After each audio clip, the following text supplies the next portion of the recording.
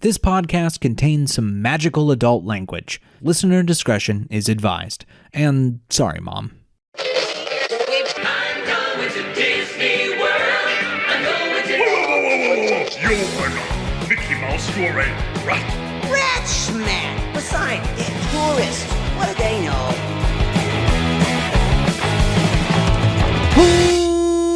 Welcome in, fa la la la la, to Rat Castle, a progressive chat about theme park magic without the pixie dust.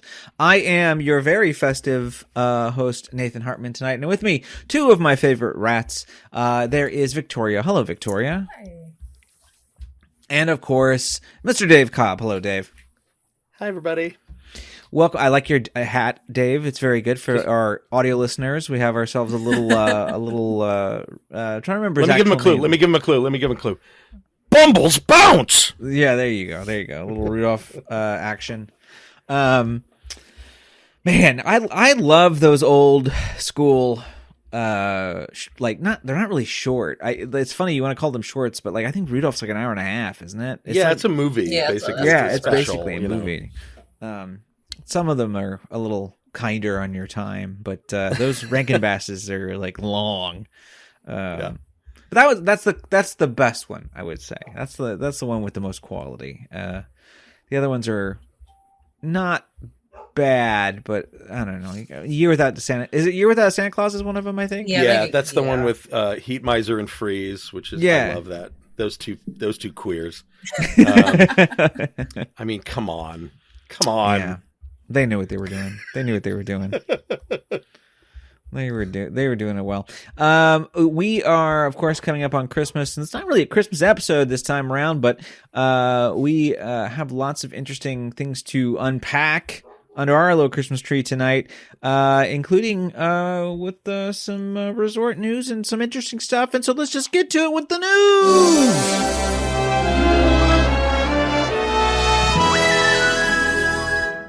Okay, we're going to head on over to the Polynesian resort, which by the time you listen to this, I believe it's open now. I believe the DVC Island Tower has officially opened. It opened yesterday. It opened yesterday. Okay, I knew it was very, very soon. I think they always kind of hem-haw a little bit, but they're like, well, it's going. The hope is that it opens, and then you're not really sure until then. Lo and behold, it opens. But it's I don't know. Let's take a gander. We have some photos here for those of you who are watching on YouTube, and we'll talk through some of the stuff. But of course, there's the entrance to the new DVC tower, the porte cochere, as they call it. Oh, very nice, very nice. So fancy. And if we go in, of course, the thing that you've probably seen is sort of the lobby entranceway, which is, there is, I'm trying to think of the best way to put it, sort of thatched-esque,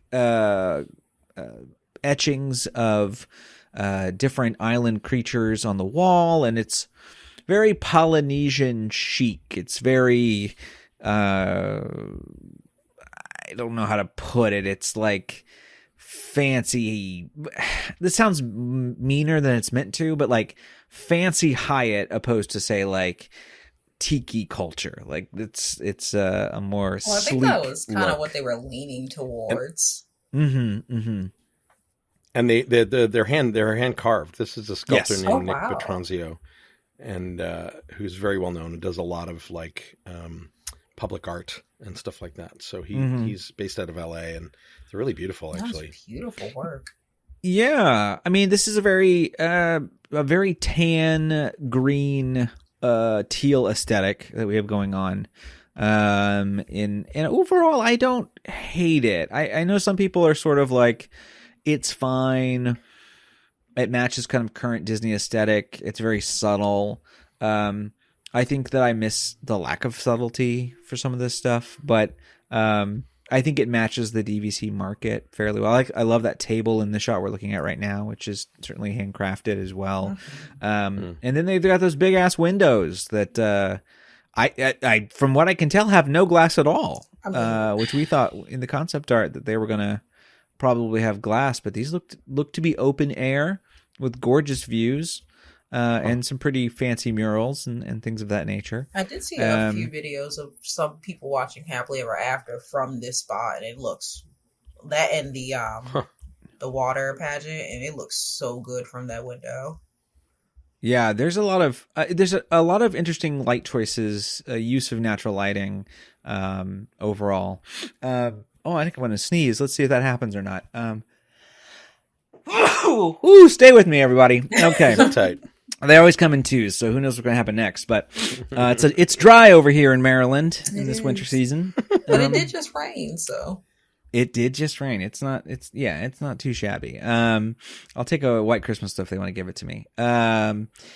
Okay, I think the lobby overall sort of works. What do you guys think? What are your general thoughts on the lobby before we continue on to other aspects? I'd be interested to hear Dave's opinions on it. Well, I have no like long held nostalgia for the Walt Disney World Resort or hotels, because I only started going there when I was like 19 or 20. Right, and, West Coast boy. Even then, just the parks. Like I never stayed at these hotels as a kid, so I understand people are nostalgic about this stuff. But you know, there is a certain amount of balancing the theme with cultural sensitivity, and you know that culture is not a costume, and to costume the building and actual, you know, structures that you think are authentic is not the way to go. And I actually think the other side of that equation is the kind of people who have the money to spend for this kind of place want a higher degree of taste. Yeah. And if that is me telling my audience who love the old Polynesian that you have bad taste, so be it. I mean, that the Polynesian is the 1970s version of the 1950s craze. Like it's not. Yeah, it's not. There was nothing authentic about it. And no, not at all. Because I don't know if that's what people are arguing for, but I did see one argument for that the old one felt more authentic. This is modern hotel boring. Okay, you're not wrong that it's a modern hotel. Yeah, it's modern hotel aesthetics. But at the sure. same time, it's not necessarily. But my opinion, not having any history with the old one at all, and discounting any discussions of authenticity or whatever, I look at this and go, I want to spend money to stay there. It looks comfortable. It looks beautiful. I get the idea of the vibe of the place from here. And there's in terms of the vibe is putting me in something, you know, some sort of island identity, and that's all I need when I'm staying at a place like this. I want it to be comfortable. I want it to look high class. I want it to look like the money I'm spending is worth it, and I like it. I think it's really pretty. Victoria, thoughts? I'm just tired of being told I'm poor. I mean, correct. Girl, you picked the wrong industry to be interested in. Right.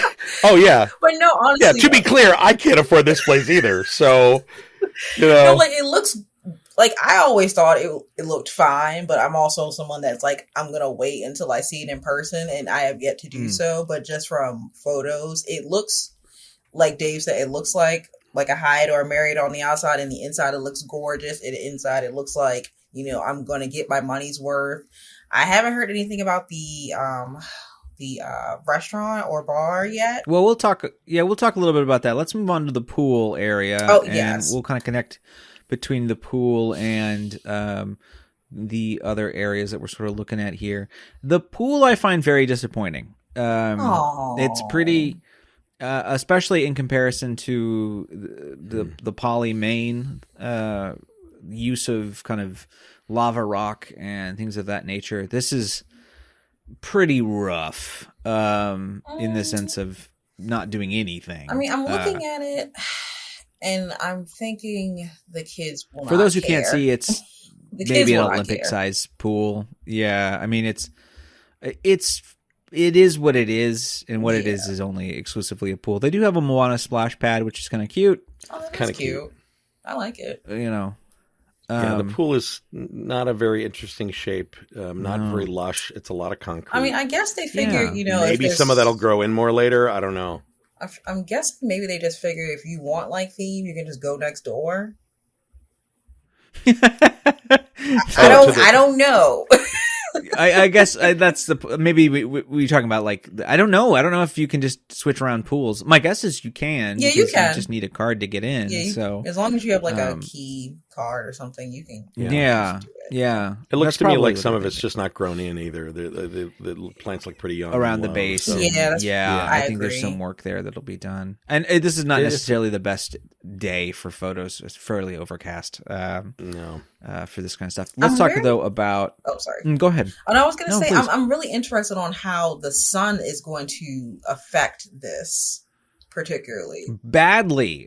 It's Because like I Florida. could easily see this like Yeah. fading on top of the chlorine with the splash pad. I'm like, but whatever.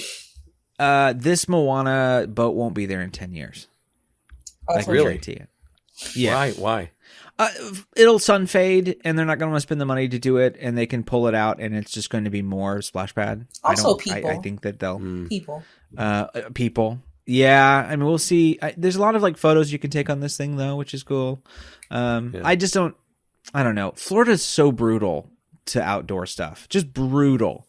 And so when you have something that sort of even has the delicacy of like a mast and like a person's face, like the one take for example, and this might be a bad concept, but well, no, it's not too bad. You can take the Lego figures in Disney Springs, but you can also look at for example, next to them at the World of Disney, they have like the Cinderella statue and a couple others. Yeah. And those just got refurbed because they're starting to wear over time. And those aren't in the midst of water. I mean, this is I'm sure it's coated and ready for it, but I don't know. It'll be interesting. It'll be interesting to see. I love that they've put ironwork underneath because they already know kids will get stuck underneath there and that'll be a problem. At least make it blue or something. Just some. I think it's netting. Ironwork. I don't think it's iron. It was I think netting. It's actually like It's netting. Oh, it One is can- netting. Yeah. Let's move on to the Wailulu Bar and Grill, which I think for everyone, from everything I've seen, this is the absolute peak of why this is here and worth it. And I kind of agree. It's nice. I've it's heard nice. nothing, so Very please tell pretty. me more. I mean, it's just from a site perspective.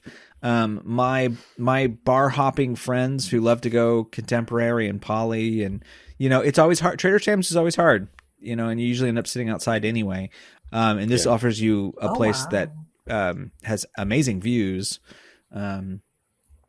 And if you're in the grill concept area, as we saw in that concept art, they did put in that water feature that sort of leans in and goes over the side of each of the booths. So where the I booths think are surrounded by water. You see that a lot in resorts. Yeah. And I'm glad they did it because it's really, really sexy. I mean, it looks and it looks great, so but nice. I just don't trust people. And it's a bar. No, it's a bar, right? Well, it's a bar and grill, so you can take your kids. I think this You is, see these all the time in Mexico and Hawaii. You see this all the time. It'll be fine. Okay. I don't trust people either. Trust me. I hear what you're saying, and I'm like, oh, there's going to be drunk people splashing in that. People put their kids in it. Blah blah blah. Oh, right. But it's a little more manageable on this scale. So in the hotel, and that'll get shut down. I do pretty love quickly. the column work. It looks very nice. Yeah. It reminds me of not really in aesthetic, but in purpose. It reminds me of Geyser Point over in I was Wilderness- getting or, Geyser Wilderness Point. Lodge. I can see that. Yeah, it serves that same sort of bar and grill purpose, The which I like. artwork I don't. and- Yeah. The artwork and that decorative wall, and there's so much great pops of color in here. Yeah. I really love the artwork. Mm-hmm. Yeah, you don't have to etch those columns, and they did. And so, yeah, I feel like even the harshest critics sort of recognize that elements of this are pretty like aesthetically pleasing, like the whole resort. So what is? I don't think anyone's. What is the starting cost? Girl, I don't even look these things up because what's the point? What's the point? The people might want to know. I don't know. And by people, in my I mean entire me. life, I make pretty good money, and in my entire life, I've never spent gonna money on a Google Disney this. hotel because they start at Please do. $300-$400 a night, and it's like, what? I'm going to spend that money on food and booze. I'd rather stay somewhere cheap. Yeah, But that's me. yeah. No, I get you. I've only ever stayed because, I was fortunate enough to have someone who had DVC points they needed to use up, and that was great for me for Wilderness Lodge for 3 nights. And then once we had a friend who does fairly well for themselves, and we were going to stay at Animal Kingdom Lodge with them, and then their kid got sick, and they just said, well, just go ahead and have it. So best friends we've ever had. So that's great. Yeah. We did 2 nights at the Grand Floridian after a cruise once with family, because it was a splurge. Oh, sure. And it was the cheapest room we could find. And when we got there, when they found out it was for Jason's 40th birthday and his family celebration, they upgraded us all to the nice, like, concierge level. So we had one of the little turret rooms, little round room, which probably don't book often because they're kind of awkwardly sized and shaped and things. So that was great. And when I looked it up to see what that would normally book for, I'm like, oh no, hell no. There's no way I would ever. It was great. And, we got to the room and there was a bouquet of flowers and fruit and a card signed by all the Disney characters for Jason's birthday. And every day there were little notes for him and the whole family for celebration. It was like, I get why people think this is special. They really do put the cherry on top, but not for that amount of money. No thanks. No. You can buy a few small countries for these prices. I don't think, Victoria, I assume that dam came from a price that you have found. Yeah, but it wasn't even from the regular. It was from the regular poly price. It wasn't even from the tower. Oh price. Yeah, I forgot how expensive poly. It was. The lowest was $905, but for a discount with an offer, you can get it for $795. $795 a night. A night. I swear. A night. Yeah. With the discount. Proximity. And that was their, and that was a water view. That's the lowest thing they have right now is a water view. God, wow. Well, Jesus Christ. Here's what I want to know. Let's look at the Club 2-bedroom penthouse suite. I want to know the price on this. I'm trying to look it up, but it's like it's booked up. They usually don't post. I'm in March. Yeah, they don't. They're like, hey, if you have to look it up, you're too poor. You're right. I'm poor. So this is the club. We're looking at the penthouse suite. I don't think this is that interesting. I think it's a lot of space. It's a lot of space. I mean, but it is. The view, the balcony view is pretty killer. Oh, I have prices. This is an excellent view. Which one is that one? The prices. The club? Club penthouse suite. Club penthouse. 2-bedroom suite? penthouse. I got that for. Yikes. I'm going to take a sip so I can do a spit take. Just hold on. Give me a second too. Yep. Hang on. So with a discount, it was $1,092.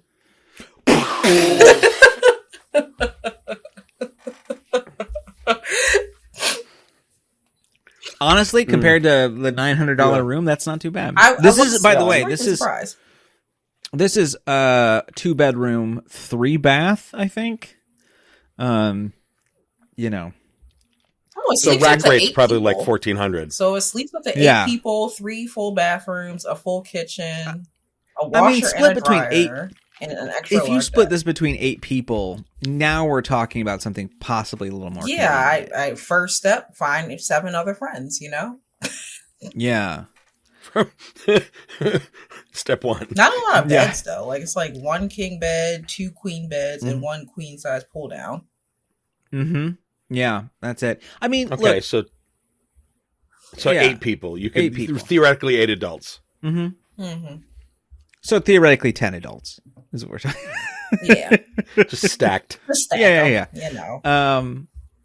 And I had the opportunity to go to the presidential suite over at the Contemporary. I've seen that, and I've seen the other larger ones over the Contemporary, and they're kind of similar to this, though the Contemporary one has an even better, like, it's just straight up there at the top, like it's far above everything. It's really, really cool. I don't know, my thing about this kind of stuff is I don't want to like harp too bad, because I'm never going to buy this and spend money here, and those who do aren't going to spend a lot of time in their room anyway. That's the part that doesn't make sense to me. Like what's the benefit specifically of staying in this type of place when you're not really going to be there a lot? Like, I mean, if it's like more than a week, convenience, to be honest. Yeah, that's what I got. Convenience. that's why Wilderness Lodge is always slightly cheaper, or feels at least that it's always slightly cheaper, is because it's not on the monorail, a little farther away. I mean, you can still get to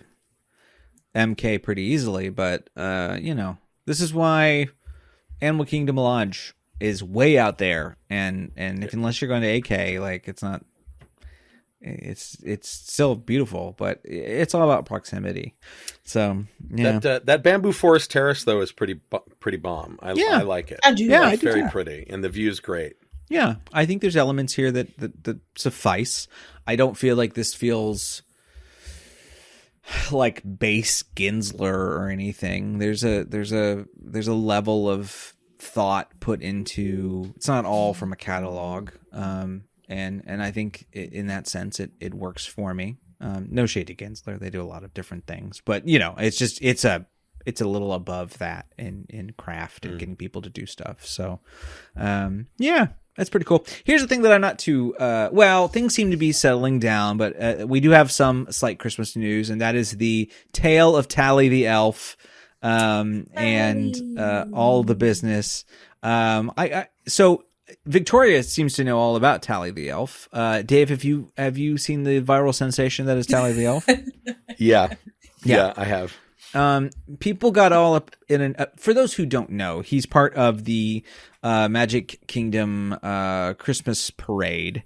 And he goes around, and he's been doing this for a long time. Really, this character's been around forever. But he's the tallier, like he's got the naughty and nice list, and so now it's a viral thing. He comes up and he says, "Oh, you're naughty," and or "You're nice," or whatever. And so people have liked it maybe a little too much. And he took up a big spotlight on sort of, I don't know, the inner tube, like. Wherever the internet tubes go, that is directly to Disney fans. But I think he just went on vacation for like a week. It wasn't like a thing. Yeah, he just had he literally just had like 2 days off. Yeah, that's really all of it. People are insane. People are insane, and people who look up and try to discover characters' personal lives and names are garbage people. Yes, you should never do that. Well, that was part of the issue that they did.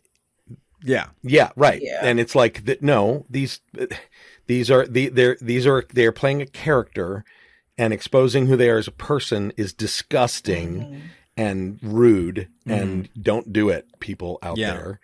It's just gross. And so they Disney doxed him basically. Yeah, that's a good way of putting it. Yeah. And so everyone freaked out, and then he showed back up, and everyone's like, oh, and there was nothing. But they made Disney say something. They made Disney have to be out and be like, Tally the Elf will be back. It's fine. He was funny. I mean, the clips are funny. Like he's great. It's not his fault. I love that he, tells the dads that they're naughty. Like that's good. Come on, that's good Disney comedy. You know? Yeah. It's always nice to have these sort of. Here's the funny thing, though, is like, where were they for like the citizens of Hollywood? like there's a lot of these. It's always, we love these personal characters, and they only show up in like exclusive paid for events because that's the only way they'll budget for them. It's just such a shame. Tally should be there walking around all day every day. And especially during Christmas. 100%. It's a great character for that. Yeah, it's totally great. More original characters, let people go around and do stuff. So that's it for Walt Disney World news. But we got a couple things over. It's quiet season. There's not a lot going on. It's pretty chill. Being good because they have to be good for Santa. Yeah, everyone's being good, so they have to be good for Santa. I ain't. You better be good for goodness sake. I am Santa, bitches. Look at this mustache. Come on now. It's true. I'm expecting. You must start investing some money in a very nice cashmere Santa suit. I do have to. I got to start leaning into the Santa thing. I wore a red puffy jacket, and I had a Santa hat on going to a party the other week, and we stopped at a store, and there were literally kids at the store like pointing at me. What's your best? All right. I'll own it. What's your best ho ho ho? Are you gonna? Oh, Dave, you're leaving money on the table here. Oh, I know. Oh yeah, I like the local gay bars. I'm already like, hey, I'll do sexy Santa for you. Come sit on my lap and we'll talk dirty. It's great. All right. Yeah, absolutely. That's where the real money is. That's where the real money is. Yeah, not That's your good to know. kids. It's all naughty list people. It's right. No, yeah, it's absolutely all naughty list.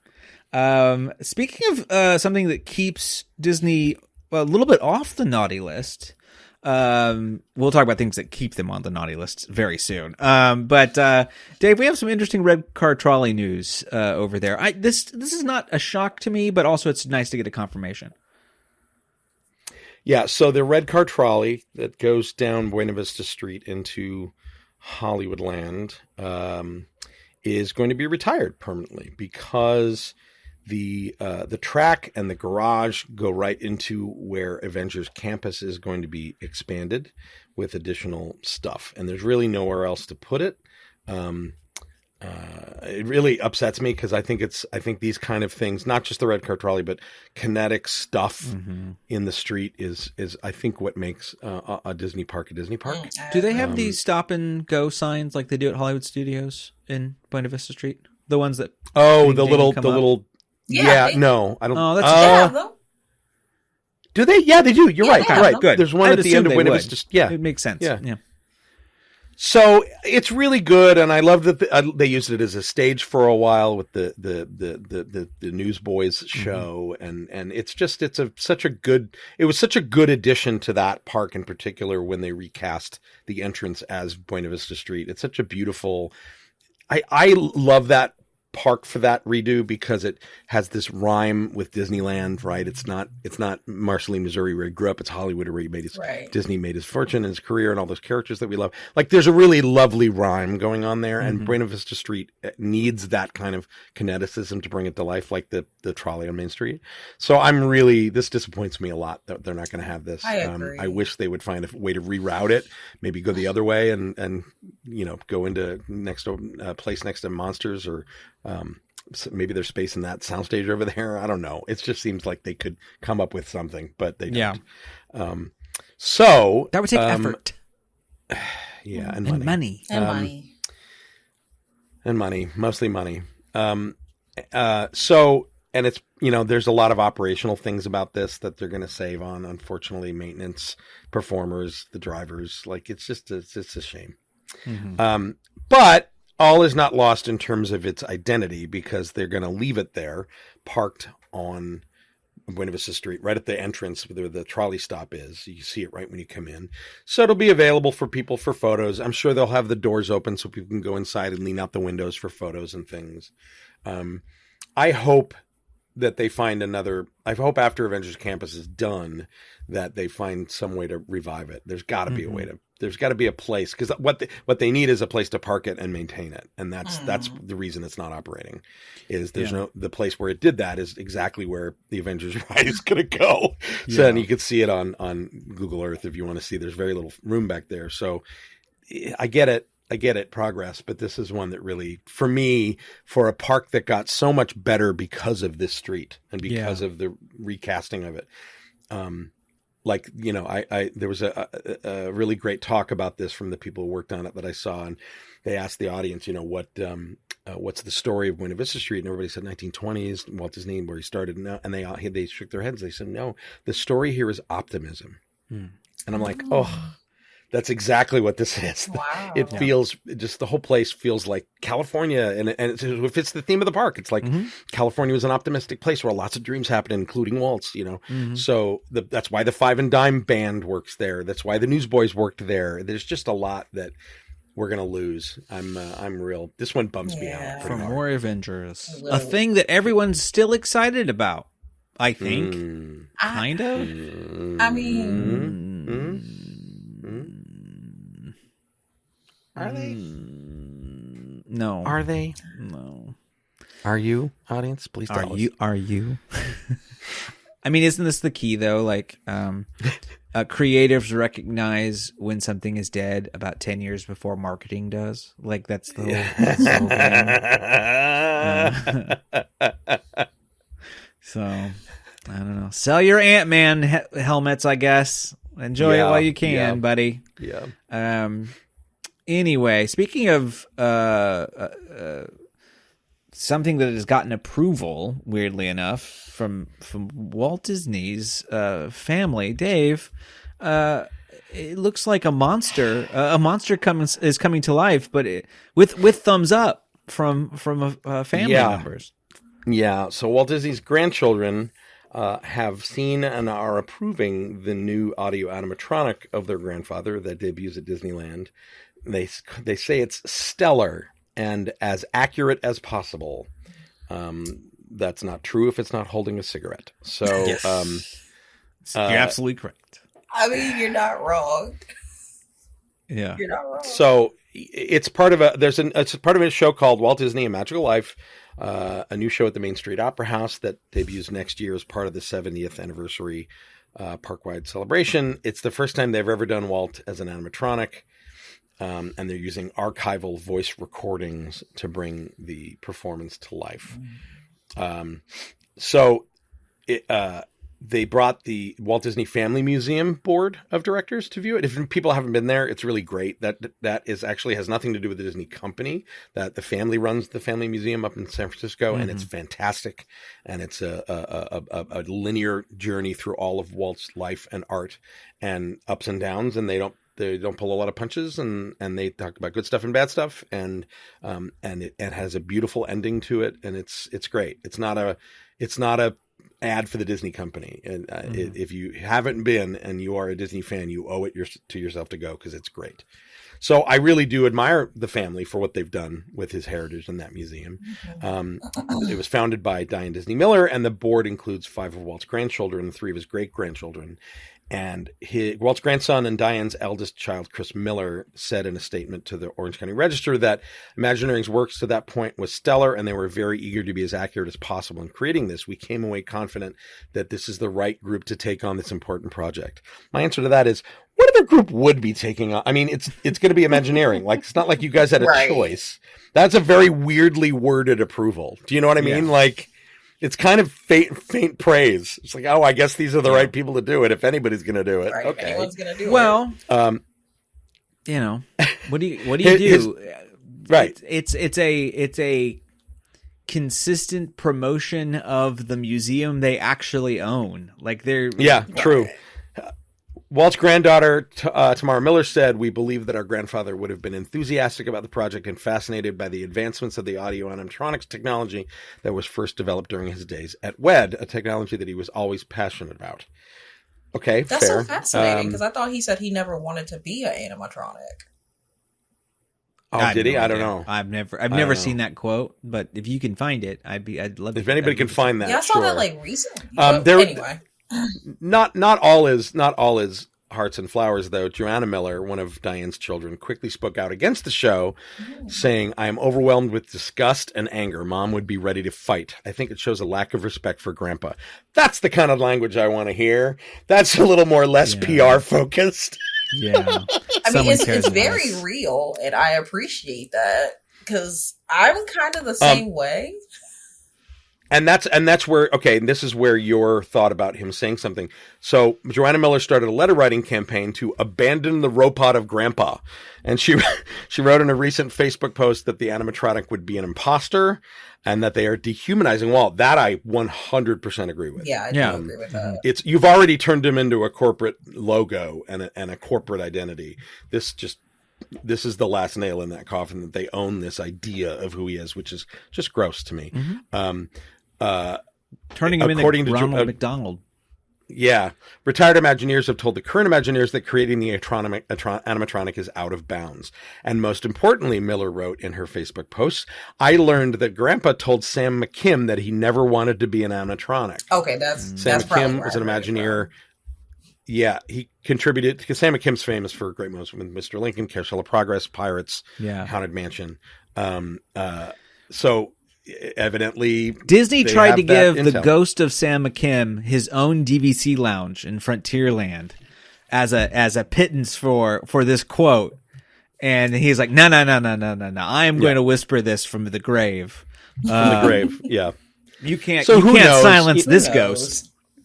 If it was never said in an interview or written down somewhere, it's apocryphal and whatever. Yeah. But from a philosophical standpoint, I would believe that he would say something like that, because you know what? He had a huge ego. If he was going to do an animatronic of himself, he would have done it already. He would have done it when he was alive. Like, he was a man who loved control, and you can't control a thing that looks like you.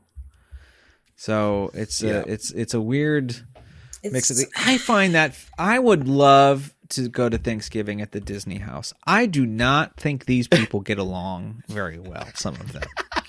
I think it's a rough, rich, Succession-esque livelihood over there at the Disney/Miller household. I don't know. So, I'm gonna be there opening weekend, so I'm really fascinated to see this. I thought you were gonna say you were gonna be there for their Thanksgiving, and I was like, I'm very fascinated. Out of all the people, me. Yeah. They're like, someone call Victoria. We're gonna have Thanksgiving next year. We're gonna invite her. You want to come over for Christmas? Give me a shout. What? Heck, I'd drop everything and go to Disney's. I'd go to your Christmas. I mean, this is coming out pretty much right before it, but call me up. I'm game. I'll eat all the green bean casserole. I'll tell you what. Yeah, you got it, and it's you definitely have the money for it, so I'm not worried about it. I am not doing a white elephant in your household. $500 limit.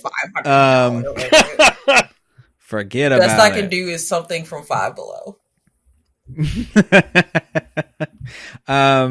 So we have, as I mentioned earlier, we have some naughty list news as well for the Walt Disney Company. Disneyland has settled a $233 million class action lawsuit because of basically what it's considered. I'm trying to think of the correct term here. Labor discrimination. Yeah, labor discrimination, back wage. Yeah, wage theft.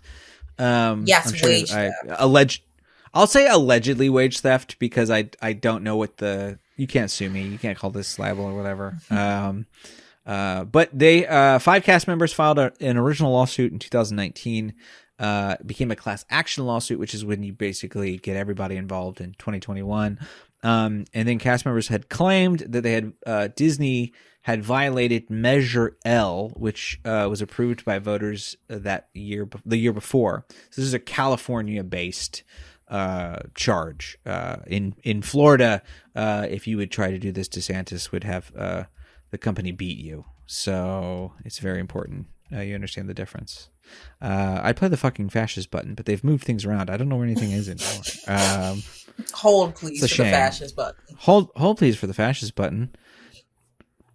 There we go. You're still one. No one cares about you anymore, Ron, but I'm still going to call you that. So the wage started at $15 an hour and increased each year. It will increase to nearly $20.50 by January 2025. For Anaheim, y'all, I don't think that's really keeping up, but maybe it's enough. I don't think so. But at least it's getting there. The LA Times reports that Disney approved the preliminary settlement on Friday. About $105 million of the settlement accounts for back pay with interest owed when Measure L went into effect until the date Disney adjusted their wages last year. So they hawed and hoped no one would notice that they hadn't done the difference. This connects to the union because union cast members had battled for $24 an hour, which Disney agreed on as the base pay. So I guess this is technically for non-union employees at the company. But yeah, it seems like it's a win for people that it matters for, and they're happy about it. And during this Christmas season, anytime you want to take money away from Scrooge, I am okay with it. Did it say when they were going to get their money? No, probably not. But I would assume sometime in the next fiscal season. But hopefully sooner than later, so they can invest in those Christmas gifts. So yeah, not a shock. I really don't think we should have to do class action lawsuits to stop massive monopolies from hurting people. But what's new? Here we are. Speaking of things that the culture is, I guess, into. Like wage pay. That's a terrible transition. But very confused. Moana 2 has made money somehow at the box office. Did anyone see Moana 2? on this panel. See, the way my life is set up, I'm currently can only be obsessed with the new Kendrick Lamar album and the Wicked album all at the same time. So my hands are really tied right now. No, it's perfectly fine. But if I'm honest, I had no interest, if I'm completely honest. Yeah, I talked to several people now and no one has seen it, but it seems to be making like $1 gajillion. And I think that's just because people love holiday babysitting for a couple hours. I don't think that's anything to do with... I'm not the target demographic for this, to be quite honest. No. It's fine, and that's fine. Like, Moana is one of the most popular Disney princesses in a long time. I get that. Yeah. But I'm also, and I hate to say it because I like to see things and make my own conclusion, but I've definitely heard you can tell based on how the movie works that you can tell where it was supposed to be a show and they just kind of like put episodic. All the episodes together and you can see where it was like cliffhangers and they kind of just like reworked it. But I did also hear that the music, not Lin-Manuel, but they brought in more traditional artisans or musicians. I'm sorry. The term you're looking for is cheaper, but also Lin was busy. Lin was busy doing Mufasa, and I get that. I wish I had a brother. That's all I know from Mufasa, and that's what I'll go to my grave knowing about Mufasa, because it's in every trailer. And I see that trailer ad nauseum. I don't know of Mufasa. I've seen. I don't know how. I haven't seen anything except. Well, we can talk a little bit about We can talk a little bit about Mufasa as well because apparently it's out. That's just how much I know. I just saw it open. I just saw who voices Mufasa reviews for the first time. And oh my god! No, it opens on the 20th. Ah, okay. Well, reviews are out. Wait, no. Yes, the 20th. It premiered on December 9th, but it opens December 20th. Yeah. Yes, and the embargo lifted, I think, 2 days ago. Yeah. So for reviewing, all right. I don't know. People sort of say like it's fine. I've heard people say it's fine. I was already gonna go see it because Beyonce, she just does it for me. But then I saw who voices Mufasa, and then I said I will be sad. So, I don't know who voices Mufasa. I don't know. He's hot. Who he is? Quite frankly. Well, he's a lion, right? No, I'm talking about the voice actress, voice actor. It's 2024, Nathan. Have you not seen furries? That's true. Victoria's got herself a desire for a good voiced furry.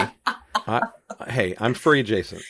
There we go. Well, you're just furry. I understand it. You just. I don't like. I'm not a dog. I'm not a furry. I'm not a pup. I just like animals. There you go. That's all that. I'm matters. A Furby. That's all I am. Just a little Furby. Okay, so no one watched Moana 2. I'm not seeing Mufasa. Dave, do you have any interest in this Barry Jenkins directed cash grab? I know. It's the weirdest thing in the world. It's the weirdest. I read a really great interview with him. I think it might have been in Hollywood Reporter or Variety. It was a very lengthy interview with him, and he even addresses that. He's like, yeah, it was the Hollywood Reporter because I read it too. It was good, and it like he initially said, I'm not interested, and then he read the script and said, oh, actually, this is pretty great. So maybe there's something there. I'm actually moderately interested in seeing it, just knowing that it used a lot of virtual production techniques. So, they were literally staging scenes in real time. This isn't an animated film in the traditional sense of a CGI animated film. It's closer to Avatar, and there's something interesting there to me. So I would love to see how that results in its Barry Jenkins inspired cinematic language, if you will, because like, video game production. A little bit. Yeah. But again, am I interested in seeing it? I can't say there's anything in it that is making me want to run to the theater. Mm-hmm. I saw the first one and was like, I loved the voice acting. It's fine. There's nothing I disliked about it. A real forget buster. It comes, they come out. Buster. Yeah, it's like the new term I heard, and I've been thinking about it a lot, which is just these. I mean, I use it for Disney movies, but it's just this idea that this movie makes $1 bajillion, and then it just evaporates. It's like not in the ether anymore. No one's like, it's not in the popular culture anymore, not in the way the original was. I'll probably see it. I mean, the cast. Sure. I don't know any friends that want to see it, so I'll probably see it on my own. It looks like, it's a very stacked cast. It's just sure. I think, and I'm probably already going to be proven wrong here. I think Sonic's going to make more money. I think Sonic 3 is I gonna. hate that you said that because I'm definitely going to go see Sonic this weekend. I know. I haven't seen the Sonic movies. The trailer for the third made me want to see it, so I'm going to watch the first two. It's so funny. Yeah, they're fun. Like, At home. literally, the They're Sonic fun. movies are... My boyfriend actually put me on to it because I was like, the Sonic movie is just a cash grab. And then, like, he was like, no, they're good. No. And then I saw the trailer Yeah, for I heard they're 3. really good. And I was like, Yeah. okay. I'm Yeah. all in. Keanu I'm Reeves. looking- I'm looking Shadow, at a picture of. I'm looking at a picture of British actor Aaron Pierre, who plays Mufasa, and girl, oh, We're back on this. he is beautiful. He is. His eyes, holy moly, he's beautiful. I saw someone on TikTok I say wanna he was kiss that man. created. He wasn't born. He was looks like he's made in the Oh. lab. He's just kind of perfect. He looks like a Greek He's really god. pretty. He's I'm trying to find him. those. Yeah, he's just those eyes. His Oh, I see what you mean. Yeah. I'm pregnant. Like that's Like I am sad. He's hot. He's hot. he is hot. I got it. Okay, I want to go. I'll just go see it just to hear his voice. I guess. Maybe. Yep, see? You see the vision now.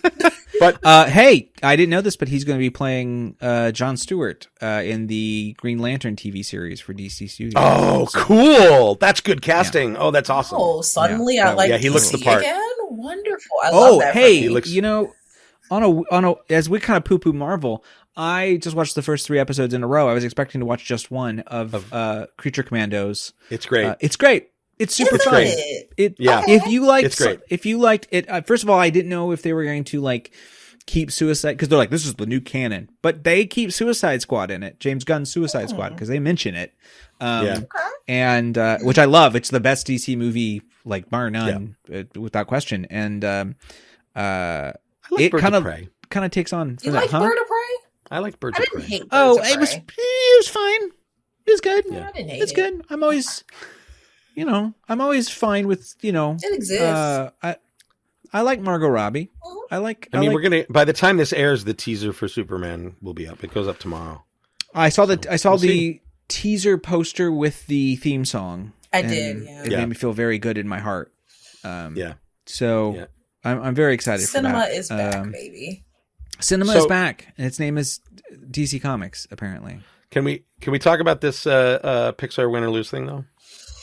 yeah, we have to.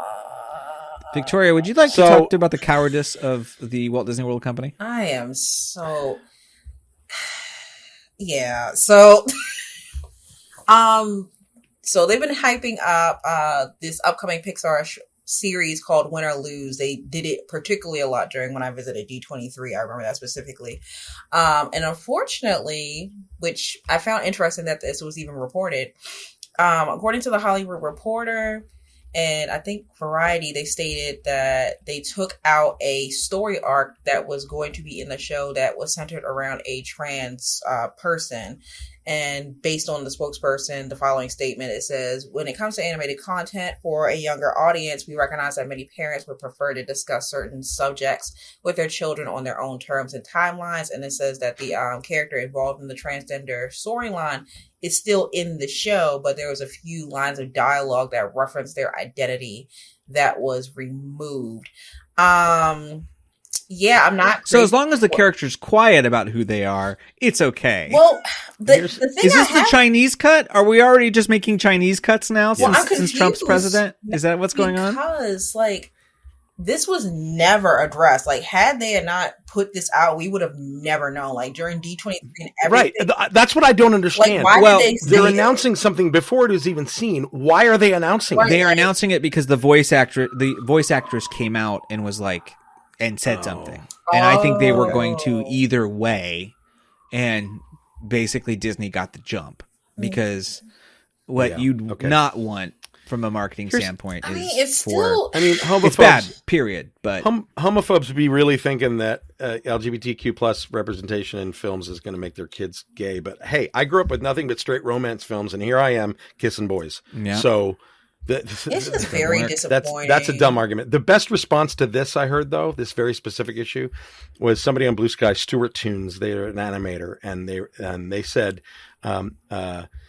about the many parents prefer to discuss certain subjects on their own timeline is how we should talk about the existence of Santa Claus, not the existence of a real group of people. Yeah. Replace trans with black and imagine not telling kids black people exist when they exist right in front of them daily. Yeah. Like, that's the most powerful response that I can think of. It's true. Yeah. It's true. Like, I mean, this is what happens when a large corporation wants tax subsidies from a vindictive asshole who's about to become president. This is all this is about. That's all this is. It's really disappointing, especially when you know what happened with the "Don't Say Gay" thing and the backlash they got from that. Yeah. So it's just crazy to me that in this particular climate that they're backpedaling so hard on something that didn't even really the public didn't even know about this. And if I'm honest, hardcore right wingers don't have Disney Plus anyway. Right. I don't know. I don't like. Hey, it's giving. It's this idea. It's this idea that you can stop the machine of outrage if you don't give it outrage, when it doesn't realize it will eat anything you give it and call it outrage. The mere fact that you thought about doing this is enough to turn their outrage. The mere thought about having a co-ed baseball team, there's enough. I remember when teams were boys and girls played softball. Like, you don't need to appease these people, because they're going to create their outrage economy without you. They're going to create their agenda no matter what. Yeah, and it doesn't matter. And it literally does not matter. Like, we already see they make mountains out of molehills just for Star Wars, for example. Like, that's a whole nother thing in itself. But like, this was, I don't know. It, like I said, it's given performative. It's given we are no longer doing DEI procedures. It's very disappointing. Totally. It really is. It's very disappointing. It's very disappointing. But you're absolutely right, Nathan. And so you're going to see more of this from every other company. I just saw a thing today about Apple, and Apple is, donating to Trump, and we're like, what, Apple? And it's because a lot of the products come from China. You think they're going to want to pay the tariff changes? So this is all these companies gave money to Trump. Like, they all do. They all the time. They all do. It's never changed. And if anybody thinks and if anybody thinks any company won't, it's exactly for this reason that they're going to do it to kiss up. So, and this is where it comes down to, for fans, like, it is possible to love the stuff that Disney puts out and be a fan of it, and be very, very critical and loud and angry about when they do stuff like this. Yeah. Boycotting the entire company. Don't do what the right would do, which would let's boycott Disney because they said trans once in one show. Yeah. Don't do that. Don't do that. What the way to do this is be an advocate for when they do good stuff. Somebody brought up online too, they'll do rainbow capitalism, but then they do this. And it's like, well, yes, take advantage of that rainbow capitalism to call them on things like this and to say, thank you for doing this, but you need to be better. Like, both things can be true. And with a corporation, we sort of have to accept that both things have to be true, because they're going to be, whether or not you like it. You know what I mean? They're always going to kowtow to the positive stuff when they can. And they're always going to kowtow to taxes and tariffs and all of that bullshit when they can. So, all right, then find your way through it as a consumer that both allows you to appreciate what they do, but also call them on things when they fuck up. Well, and this is the funny stuff about like streaming services. It's like, well, I'm not going to watch it. You're still paying $10 a month. Like, they don't get an extra, they don't get anything. This is why the metrics doesn't work for all of it. Cause it's like, well, this is the most So I'm trying to remember what the movie was that came out and bombed. Oh, Red One. And then Amazon was like, well, it's the most popular streaming movie we've ever had on Amazon. And it's like, what kind of money do you make with that? Like you already bought the thing. Didn't it? Wasn't it just in Prime? theaters? Yeah. It's still in theaters, but it was such a tank. I was just watching Downton Abbey on Prime last night. I don't remember seeing Red One. Yeah, it's on there. But it's, so like, don't feel that boycotting win or lose is going to say anything. That's just performative It's not, nonsense. But I mean, at the same time, it's just like, this does not. Don't let Bob Iger forget this. Yeah, just don't let Bob Iger forget this. Because they were very much so hyping this up a lot at D23. So yeah, I was just like, there was other things going on. I was interested, but now I'm kind of like, ooh, this doesn't look great. I may not watch this. Revenge is a dish best served cold, and it takes time, and you don't allow, you know, I honestly think probably Pete Docter got overrode by somebody in the larger company, but right, like my question to Pete Docter would be like, what the hell happened? And if he's like, it wasn't me, if it's Bob Iger, like I'd be like, Bob Iger, what the hell happened? You know, like you just keep on them about this kind of stuff, because the only way to make change is to make rich people miserable, and the more miserable you can make them, all they want to be is not miserable, and they're already miserable because they're rich. And so if you can bug the shit out of them, and they want you to go away, that's how progress happens. That's true. I mean, it's just, it's so sad, but I know a hometown hero that can handle it. No, not my man Luigi. Not my man Luigi. Don't bring up Luigi. This is a joke, by the way. This is a joke. FBI agent. Joke. This is a ribald show, to say the least. Oh, look at that. For a minute there, you froze, Victoria, and I thought, oh man, they got her. They already got her. They cut the line. They got her. Yeah, no. But so we do have something interesting coming out, which is, and I am shocked this is coming out to streaming. I talk about a waste of time and money, because, well, I guess it's BBC, so my guess is it's going on BBC Plus as well. But what movie is coming out? What feature film is occurring, Victoria, that will make weirdly children and millennials very happy? Do not take this from me, Nathan. I didn't say anything. I don't have anything against it. I postponed offing myself. Sure. People all like it. I'm saying it's a wide berth of people that I know that love this property. So, my girl Bluey is getting a feature film, y'all. She gonna be on the big screen and Disney Plus for some reason. Well, not really, but she's gonna be on the little. Nathan, I said, don't you take this from me. It says no. Released in theaters. It says released.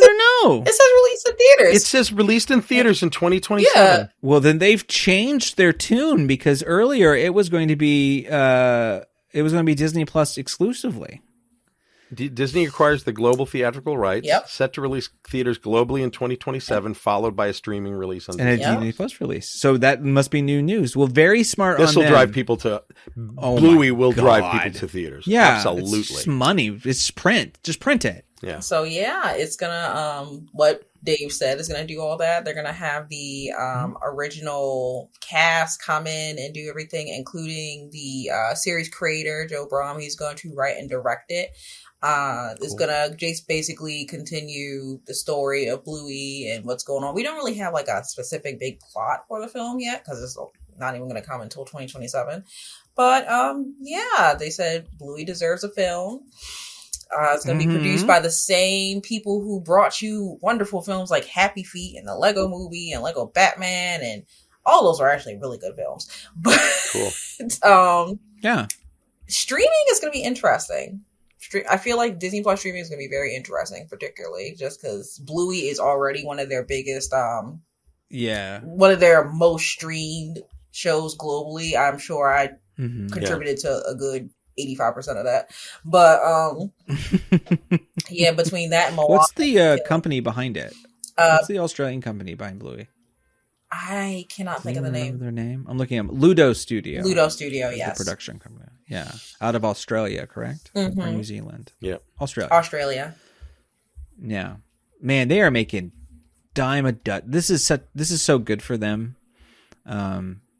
Just in general terms, this has been a big success, and I'm glad they've not sold out. I'm sure Disney's offered them to buy the entire property at this point. What does Bob Iger do except buy things? So I'm sure that was his big plan. I bet when he first got in, he don't sell out. No, don't sell out. It's not worth it, because they're paying you either way. That goes for Sesame Street too. I'm not worried about Sesame Street. I'm not worried about Sesame Street. For those we have a couple items I did put on the agenda that I think we should talk about. Sesame Street, of course, David Zaslav, very much a grouch. He said scram, Use the fucking fascist button for him now. I will. Let's see here. Let's go. Please hold for the fascist. I'll give this for a Zazzy. There's one for the Zazzy. Yeah, my man is no good. He sucks. Bad man. He really sucks. He sucks. He took off all of the Cartoon Network shows off of Max, and now I can't even watch Chowder anymore. Where am I supposed to watch Chowder? Go buy the DVD. Somewhere. Just, they don't even have it on DVD. See, I know. Look, Yo-Ho, A Pirate's Life for me. That's all I say. That's all I'm saying. That's all I'm saying. Anyway, back to the first off, Sesame Street. Yes. First off, that show was literally created for inner city children to get I don't know. All I'm gonna say is he sucks. Well, look, the public broadcasting system did not have the money that Sesame Street needed, right? And this is why they went to HBO, and PBS still had the opportunity to air them 6 months later. I don't know. It's one of those weird things where it's like, if HBO doesn't want to spend money on a TV show, that's kind of their want. Like, I don't hate them. I just think that if you think Sesame Street is going to be home, as I've said, I'd like to prematurely congratulate Disney, because Disney Plus is going to eat this shit up, or any other streaming service is going to be like, yeah, we'll pay for Sesame Street. It's like a dime in a bucket for a great show that everybody loves. I don't think it's going to be Disney. Huge. I don't know. I think that they would love more quality programming for kids. I think they would love it, but I don't think it's going to be them. Well, Netflix will do it. Netflix would definitely do it. First off, and let me tell Netflix who I think something. should do it? Let me tell Netflix something real quick. Beyonce is on that screen in a week. Get it together. Anyway, continue. You know who I think should just ride in and give him a bunch of money? Dolly Parton. Sure. Yeah. Imagine if she funded it and said, this is going to go on YouTube, or we're going to post it. You know what I mean? And just said, free. This deserves to be out there, like it was with PBS. Or she gives a deal to some streaming service and says, you get it, but we get it day and date elsewhere for PBS or for PBS. That, I think, for her to fund an entire, and this isn't grilling Dolly and guilting her if she doesn't do it. I'm just saying somebody of her stature could pay for an entire season of this, and it would be nothing for them. It'd be a blink. It'd be nothing.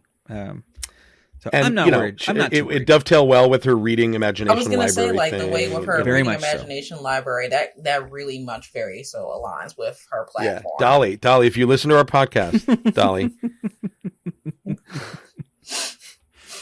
There was somebody let Dolly know. Somebody let Dolly know. Send up the Dolly signal. What is the Dolly signal? Is just two lights? It just says, "Hey, y'all." That's the Dolly signal. Very two lights. It's the Dolly signal. Is nails. Nails. It's a big butterfly. It's a big butterfly symbol in the air. Yes, 100%. Dolly, we love you. Do the right thing. We love you. Something else I wanted to bring up that's not on the agenda is I have played and finished Indiana Jones and the Great Circle on Xbox. Finished already? Finished already. Not going to 100% it. I thought about it, and then I was like, baby boy, you don't need to get 100 of these relics or whatever. Just watch the cutscene on YouTube. You're okay. So I did the classic. I got Game Pass for 1 month and for $20, and I played it like I got it from Blockbuster for the weekend, and I will buy it when it's $10 in 3 years. Well, now I know what I'm going to do this weekend because I have Game Pass. Yeah. It is my third favorite Indiana Jones thing after Raiders of the Lost Ark and Last Crusade. Without question, it is a incredible feat of storytelling that meshes well. And if you want to get all video gamey with it, you can. If you want to just concentrate on plot points, even the side missions connect fairly well with the main storyline. Nothing feels sort of like, hey, go get this thing and go walk over there for 5 minutes. It's connected. Troy Baker, it's insane to me how good Troy Baker is as Indy. It's really, I kind of just forgot, if that makes any sense, that there was a difference. It's not the same voice, but it's so close in patter and register that it just kind of it falls in line. And they brought a cinematographer on set during motion capture And you can tell like when you're watching scenes, it feels like movie scenes. It just always really, really connects. And the plot, though, I will say it does nix out of canon one of the novels that was made over the years. It is really, really good. It's a great final sort of reveal of what the thing is amongst the Great Circle, and it's well worth your time. And it's also funny. Like it has that same wit and as long as there's an easy mode. As long as there's an easy mode. Yeah. I suck at this stuff. There is a pretty chill perusal mode. What's fun is if you really want a pro tip. If you want to make things easy for yourself, go ahead. There's basically 3 big lands that you can kind of traverse. There's the Vatican, and then the Vatican. Giza.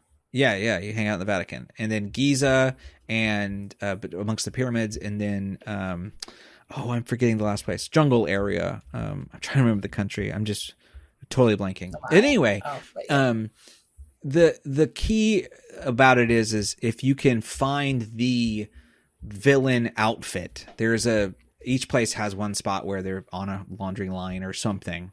And once you get that, you can kind of just walk through as long as the captains don't see you and recognize that you're not one of theirs. So it takes away a lot of the difficulty pretty quick. Especially Dave, if you want to kind of cheat it up and just look up, Google locations of costumes or whatever, it immediately is going to make things a lot quicker and a lot easier.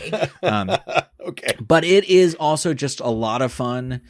There were times where I was in costume and you up your ability over time. You get more stamina, you get more power things, and it's really cool how you do it because you'll find books as you go, and by taking pictures and going on adventures and stuff, you get adventure points.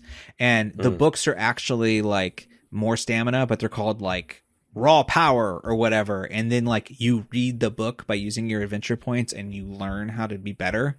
And so that's how you change your stats. And so it's really cute in that way. But eventually I got to a point where I didn't even need a wrench to knock somebody out. I could just turn them around and give them the big indie whop. And I just constantly was in a safe place in that. I was like, yeah, fuck it. And I just turned somebody around and hit a Nazi, and it just felt good because nobody else was around. So, well worth your time. I'm thrilled by it. And the soundtrack is incredible. It's the same composer who recently did the Jedi Survivor game, those 2 games. Yeah. So he knows his way around John Williams pretty well, and it's just a triumph. I really hope this is a success for them. It comes out on PS5, I think, in spring, and so it's going to have a kind of a 2-heat run here, and I think it's going to do well enough that everyone kind of wants to do more of them. So I'm going to wait for PS5. I think that's the way to run, go. Wait, does it run on? I have an Xbox One, or does it? It'll run on Xbox One. An Xbone. I have an old Xbone. Oh, on a one? Yeah, probably not. No, I think it's Xbox Series S is the. Yeah, I have to have an. Yeah, I thought so. That's fine. I'll wait. But yeah, it's totally it's gorgeous. Okay, and that's what I'll be doing on Sunday. Really, really fun. Yeah. Let me know how it goes. I it's just a charmed to hell with that game. I need a break from Animal Crossing. Oh yeah, Katie got back into it. I did too. I restarted my island. Mm-hmm. Oh, there she goes. I'm going to do a few more games on Game Pass while I still have it. So there's one called, I think, Harry Halibut. But anyways, the game looks like stop motion characters, because they literally were stop motion characters that they 3D scanned into the system and utilized. So I like that I'm excited about that. Yeah. And then I got RoboCop. I bought RoboCop, so I'm very excited for that as well. I'm going to go from stealthy PG-13 punches to mass slaughter in RoboCop. Very soon. Why not? So there we go. That's the news that we have, but we also have some other things going on, such as Beware Our Guest. This sort of feels like we could just take out certain words and keep using it every week, probably. Honestly. But we might as well. What happened over there at this was at Disney Springs, right? Yes, people are getting on Santa's naughties list, and Tally the elf is not pleased. So, what a shock! Someone got drunk at Disney Springs. What a shock! What? Can you crazy? So, to specifically get into this particular situation, there was a gentleman. I believe his name was Ryan. If I remember, well, yes. to backtrack, Ryan Tomasco out of Wesley Chapel, Florida man. We got a Florida man. So this incident happened back in August. So we are just now getting the report, but Ryan got kicked out of a Hawthorne Heights show at the House of Blues. So he started to walk towards the exit. He was swaying, kind of drunkenly towards the poles that were placed on the sidewalk. And to prevent him from colliding with the poles and maybe injuring himself, someone placed their hand on Ryan's back, and they started to help him away. And then once Ryan got to the front of House of Blues, he attempted to lean on the pole again. And then Orange County deputies just basically tried to escort him towards the exit as families started, watching the chaos. And he kept on walking straight into a crowd where people were watching the drone show. Because if you recall, the limited time drone show was happening and the crowds were really big. It was very much so crazy. So eventually Orange County deputies just took him by the shirt and arrested him and scruff of the neck. Yeah, the report, the guy that sort of guides him out is an officer. Yeah, they were trying to give him an out, and he just got worse and started resisting them, and then it's all over. Yeah, I was just all for a Hawthorne Heights show. Okay, who is Hawthorne Heights? I don't really know. They're an emo band. Okay. Well, sad story then. It works. Yeah, it worked out. Sad ending. Speaking of weird, you know what? I love cop on cop violence. It's my favorite type of cop violence. It's my favorite kind of porn too, actually. Oh my, nice, that's nice. Sorry, naughty list. Naughty list. Tally the elf, but not Santa.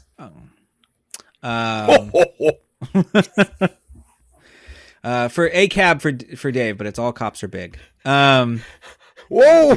Big all cops are bottoms. All cops are bottoms, even better. Wow. Thank you for the the refresh. You took the straight man's and you're welcome and gave it the punch up. I appreciate it. Anyway, let's talk about this cop on cop violence over at Disney Springs too. We love Disney Springs, folks, because any yokel can get in for free, and this is what happens. But this is professional security guards. What happened, Dave? Do you know? Do you remember? So yeah, it was over a jacket, which is the weird thing. Really? Right? What was in the jacket, I wonder? So it was an off-duty security guard who was wearing her jacket not over her uniform, walking through property, and another guard asked her if she worked on property because she's not supposed to be wearing that. And she said yes and kept walking past and refused to show her ID, and then pushed this other guy forcefully to get him out of the way. She was not having it. And the other guard wasn't hurt, but wanted to pursue criminal charges for getting shoved, I guess. And then another guard saw it happen and was the one who reported to the Orange County Sheriff and intervened. So, wait. And that's when they found out she was a security officer herself and not acting the way she should out of uniform, or even in uniform for that matter. And so she fucked around off duty and found out is what happened. Yeah, I mean, it's one of those weird stories where I don't actually have too much of an issue with what security guards did here, because it's if someone is dressed as security and is actively trying to get away from you, that's sus enough that it's probably worth exploring. Yeah, what a weird. She just had a bad night, I guess. I don't know. It's she was having a bad night and chose to take it out on another security guard, which is I guess better than taking it out on a guest, but Sure. still, like, just Yeah. What are you slow gonna down, do? lady. Just Slow calm down. Slow down. Slow your roll. Slow your roll. And with that is Beware Our Guest. And we always finish, though, with our good friend, the Astuter Computer Poem of the Week. That's why I'm a router for me computer. Everybody needs a friend. Oh, Astuter! Happy holidays to you. He's celebrating Kwanzaa this year, is what he's told me. So, happy Kwanzaa to you, Astuter. We are looking for some sort of connected poetry, some sort of haiku based on this week's news. What do you have for us, Astuter? What could possibly come out? Let's see here.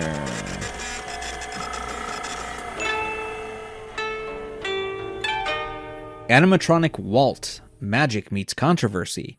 Dreams and doubts collide. Oh, very nice, very nice, very nice.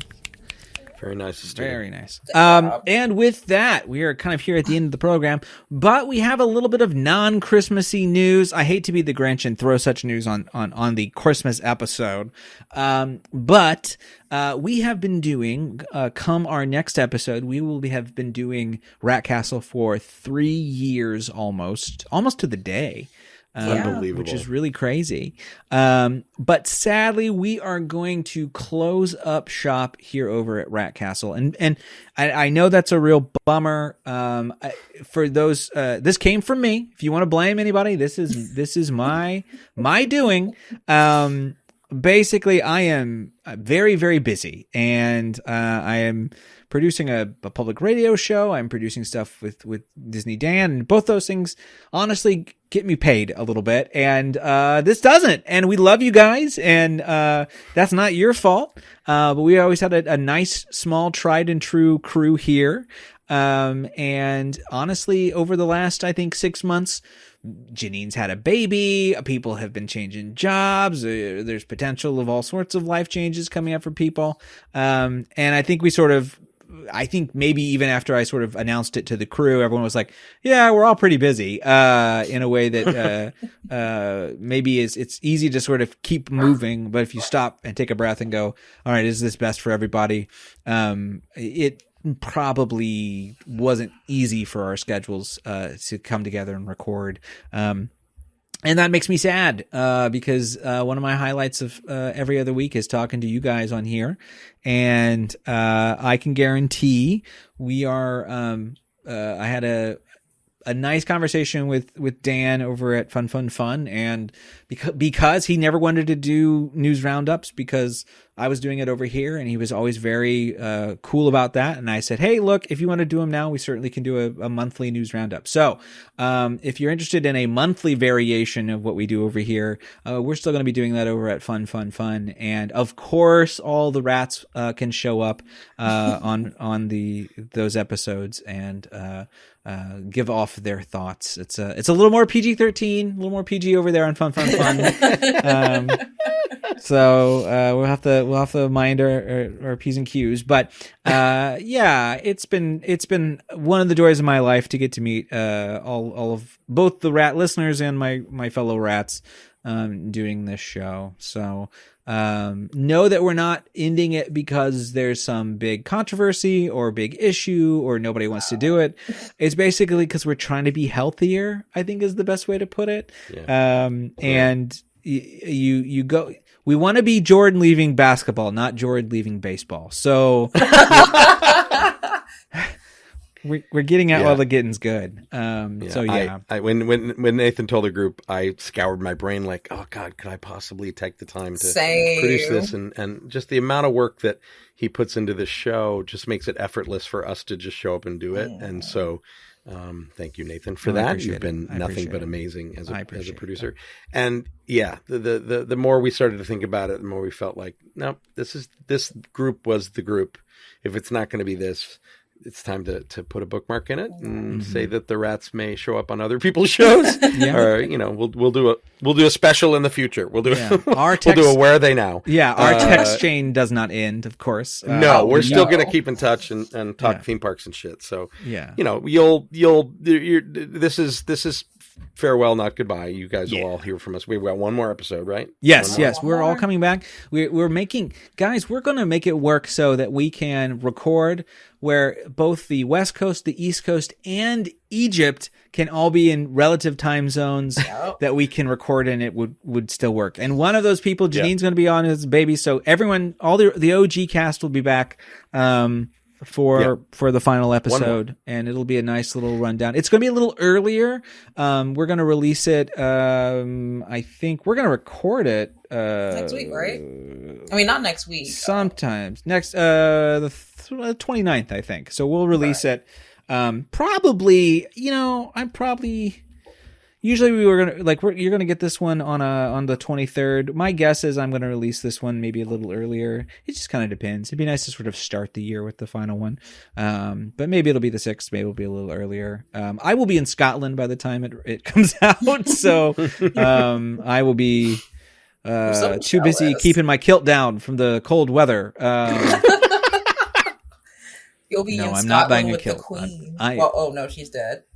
No, she's dead. What kind of omen are you throwing at me? No Balmoral for me. No, we're going to Balmoral, so it'd be a nice trip. Fun. Thank you, fancy. So yeah, we just want to say that over here at Rat Castle, we love you all out there. You guys have been great listeners to it, and we'll gush about you guys more next episode. We did have, I'm so sorry I forgot. It's been a whirlwind with finals week and all that kind of stuff. I do believe we have one or two mailbags. We had a mailbox. Well, let's see here. Oh my goodness. We have, I think one from the 9th, one from the 10th, and then another. So these, here's one from Joe. Joe says, "Howdy, rats. Rat Bastard Joe here. I am so glad I wasn't the only one who thought about the possibility of Universal giving the Land of Oz another shot at their parks with the success of Wicked. If that were the case, I would really, really want them to lean into the duality of the Great Oz canon. So his blue sky pitch is one half of the land could be themed around Baum's Oz novels, and the other half could be themed after Wicked. More so the movie and musical than the Maguire novels. Yeah, the Maguire novels are a little too HBO. The Baum section would be portrayed as wizard propaganda set in Munchkinland and the Emerald City. As Dave mentioned, this could be feature the book report ride of the Wizard of Oz. Meanwhile, the Wicked section could be set in Kiamoko, which is the castle owned by Fiero's family. I think I said that wrong, but you know what it is. And Elphabas Hideout in Act 2. So that area could incorporate the Cloak of the Time Dragon, such stuff, and would tell the true story of the witches of Oz. Bold take. If you couldn't tell, I've been thinking about this a lot. Keep up the amazing work, friends. So thank you, Joe. Thanks, Joe. Yeah. This is something we were talking about on Fun. We have an episode coming up with the Oz vlog, which we'll be releasing, I believe, right at the last week of the month. She's darling. I love her. It's a great episode with Tori. And we were discussing this, and I think Marvel Land's looking. You got yourself a green coaster just sitting there. I'm just saying, it's an easy fix. I saw a post from somebody about that today. Yeah, Dan put the Defying Gravity song to that coaster, and it works pretty well. So it would be quite the thrill ride for a song, but you never know. Convince me. You never know. James wrote in and says, I was listening and trying to scream through my car sound system to y'all to include Bon Appetit, and the entire cast of Kitchen Cabaret for your Behind the Music documentary. That's absolutely true. We were talking about different characters that could be Kitchen Cabaret for sure. Kitchen Cabaret veggie, fruit. Fruit. Be fire, to be quite honest. Yes. Let's also add Food Rocks. Let's do some Peach Boys. We'll add them as well. Then we have one from Joe Zer. It says, howdy, rodents. as this was just a two-bro episode. That was when it was just me and Dave. I'm watching on YouTube. Something special came to mind. Clears throat. Nathan and Dave chatting on my screen, talking. First comes news. It ends with a Studer. Cobb gushing on Wicked. Could he be any cuter? What a nice little poem. Bows is what it says there. So thank you. Oh, Joseph, thank you. So I think we're all caught up. If I, for some reason, missed your email, please let me know. Of course, we only have one episode left, so we would love to hit that in. If you have anything you want to say, you can give us 5 stars. You know what? Give us 5 stars. It doesn't matter now, but give us 5 stars if you want to. Why not? Why not? What's stopping you? Why not? I'd like to thank, of course, my fellow rap producers, Victoria for doing social and Sarah for helping with the agenda. Even in Egypt, she texted me the other night and was like, I barely have signal here, but I'm trying to get this done. And then I didn't see any of these because she's in Egypt. I was sleeping or something. And then she was like, done. So she put in some of the effort and I really appreciate it because it does make things a lot simpler. Not enough simpler, clearly, but we did what we could do. So yeah, there you go. You can find us though. You can find all this stuff. By the way, all these episodes will always be available on podcasts, streams, and YouTube. So if you ever want to go back and if you're a masochist and want to rewatch episodes, you're more than welcome to. So with that, please find your belongings and a ho ho. You know what? Dave, give us one more ho ho ho to exit out with. Ho, ho, ho, ho! Merry Christmas! Yeah, and exit to the left. So there you go.